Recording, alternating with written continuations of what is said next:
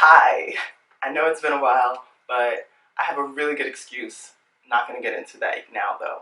I just came to talk about my hair real quick. So I just washed it and I got a retightening last week, and my loctician was telling me how my hair is breaking. Now, I didn't need her to tell me that because I knew, because I felt how brittle it was, and every time I would run my hands through it, I would have, breakage. So she told me that my hair was breaking because I was not paying attention to moisture. Now, I know this is a very common thing, but your hair needs moisture. We know that. So what was I doing? Since the day I got my hair locked, I've always had a spray bottle with rose water. And I would spray it, and go about my day every single day. But what she told me was that water evaporates. So when you're spraying your hair with water, the water, once it's gone, it's gone. Your hair is lonely and without help. And so she told me that what I need to start doing is putting something that will seal the water in and will not allow it to evaporate and cause it to be absorbed by your hair and your scalp. That brings me to today. I just washed my hair, and I washed my hair using the Awomi Naturals body wash, which is actually liquid black soap. If you read the label, it says you can use it as a clarifying shampoo. If you're like me, when I wash my hair, I want it to be like squeaky clean, and then I can add whatever I want on top of that. But knowing that I had a clean base, I use this. Feel free to check out the link so that you can get yours. So now, here I am, hair freshly washed, and I need to know what to put on top of it. So, what she told me was that I should look for something that's water-based, but has the oils you need to put in your hair. So what I did was, I got this Tiffany's Lock Jewels Natural Hair Mist, and it's particularly for locks, and I find it to be very light, and it keeps my hair feeling like it's actually moisturized. Thanks, Tiffany Lock Jewels. I appreciate it. I'll put the link in the bio. Here we are, and I'm going to take my hair out. Now my hair is still wet, and I already sprayed it with my moisturizer, and honestly, I just like to play with my hair when I take it out. So, I have been locked for 1 year and 6 months. Wow, a year and a half. And some questions I've been getting is, do I regret it? No, I do not regret it. I don't regret it because my intention was low maintenance hairstyle that I can just, get up and go with, which I think it has lived true to that so far. I want my hair to get to the end of my neck, around here. So I have not reached my target length yet, but I have seen significant growth. I do like what's going on with my hair so far, and so no, I don't regret it at all. One issue I had was, if you know me, you know that at the start of the pandemic in the US, I was in Nigeria, and what ended up happening was that I was stuck in Nigeria for about 2 months. And in those 2 months, I could not find a loctician to retighten my hair. And so that contributed to the breakage season that I endured with this hair. I couldn't find a loctician for whatever reason. I went on the Sisterlock directory. I did not find one. I found some people, but I don't know. I feel like the way my hair is, I really want somebody who is not going to try to join my locks together, because I've heard horror stories of people with smaller locks and how certain locticians try to join their locks together to make them bigger and make the retightening session go faster. So I didn't want that. And the heat in Nigeria was causing my hair to grow much faster. And so my roots were cooking. And so, yeah, I didn't know what to do after a while. But as soon as I got home, I had to wait longer. But I hit up my loctician and she saved the day, as always. So that's another lesson I learned about loyalty to your loctician. If you are not going to learn how to retighten your own hair, I do not suggest switching locticians, because not all are created equal. Let's just keep it real. So yeah, I don't have any regrets about these locks. One pain point or one struggle that I have is styling. Because of the length of my hair, I don't really know what to do with it as far as styling. So if you have any suggestions, I'm open. I'm very big on Bantu knots. That's pretty much my go-to style. I don't like my hair in my face. I don't really like my hair in my face. So, you know, like all of us, we have very particular preferences for how we want to style our hair. And so, I don't know. My hair is like kind of just doing its own thing. Thank God that we have been on lockdown, so I had nowhere to really go. So my hair styling was not much of a priority, but I don't want to be caught off guard. So any suggestions I would be more than open to. Another thing that I do struggle with is slippage. And so this last retightening I had, a lot of my locks, especially coming from Nigeria, a lot of the locks around my edges came out. Thank God they didn't fall out. They just loosened because maybe the sweat, they were small. And so what I asked her to do was to join them to make them a little bigger so they're stronger. And that's perfectly normal. I've heard many stories of people doing that.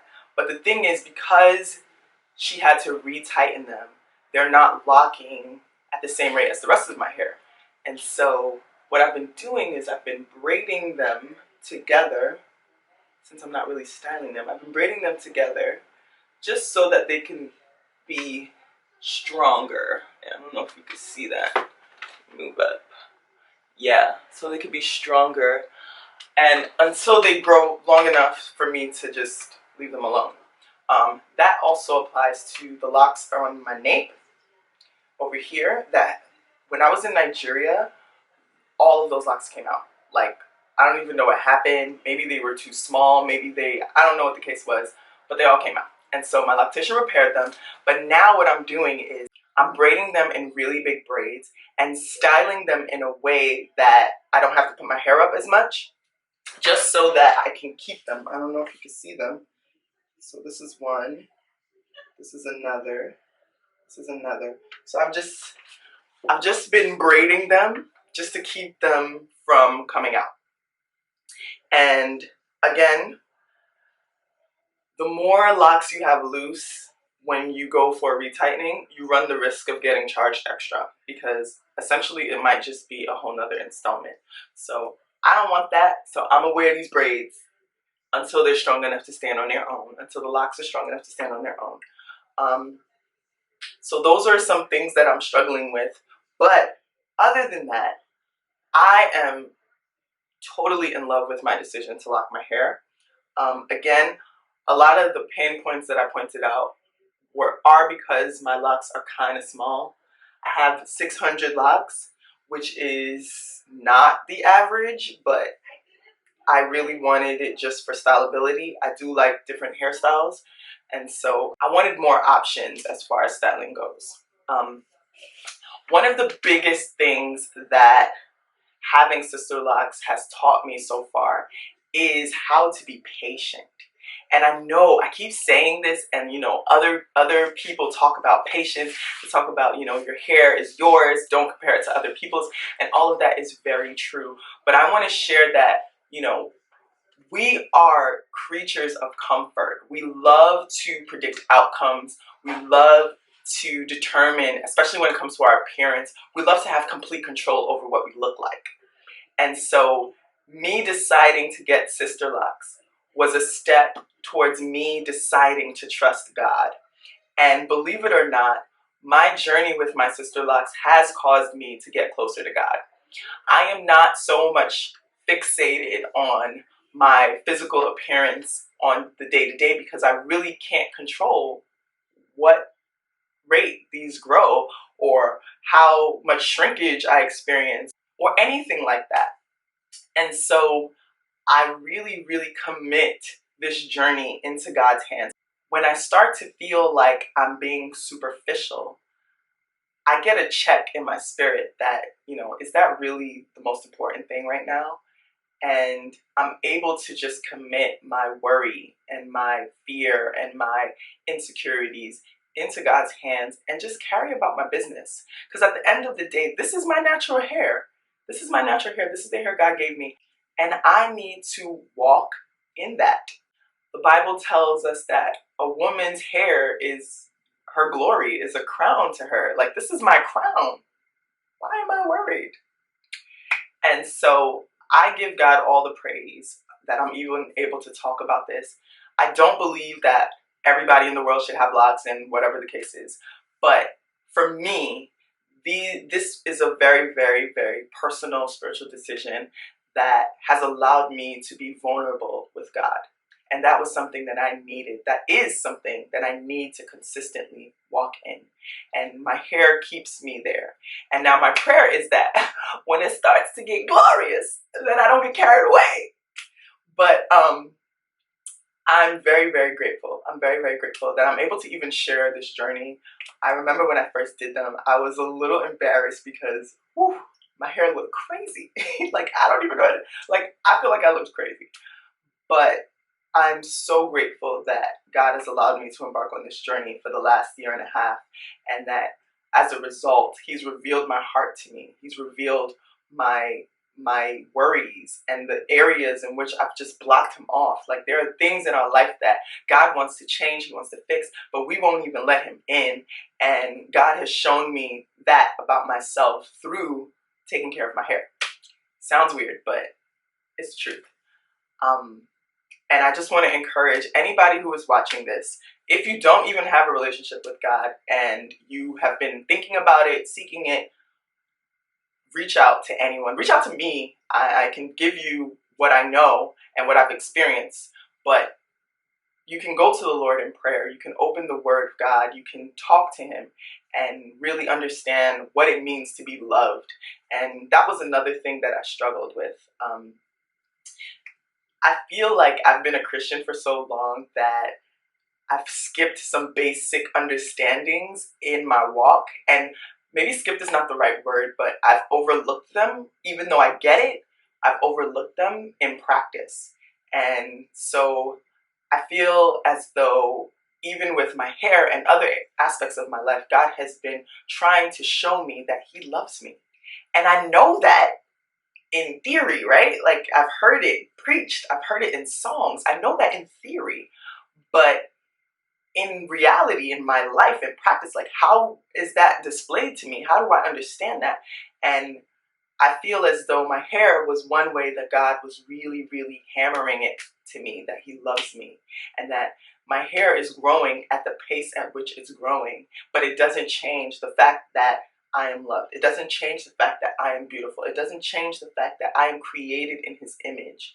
And I feel like we all need to have that understanding, and it's from that truth that the rest of our life can flourish. It's from that truth that we walk in confidence when we speak to people. So I know I'm just talking about my hair, but I just am grateful for the love of God in my life. I'm grateful because I know that God loves you. And I know that I have to learn to love you. I have to learn to love all those around me by showing that I accept the love of God for myself. So thank you for watching. Thank you for tuning in. If you made it this far into the video, subscribe to my channel if you'd like. I am struggling to make enough videos, but I do believe that when I post something, I want it to be impactful. So I'm avoiding, that obligation of I gotta get content out. I just really want to share my heart, and I want to encourage those that are watching to love God, to know God, and accept that He loves you. So subscribe, like, share, whatever else they tell us to do at the end of YouTube videos, and stay blessed during this really, really sensitive time in our history. And I pray that God will do what only He can do for you and push you along in your faith and believe Him and cause you to cling to Him in your faith and grow. Thanks for watching.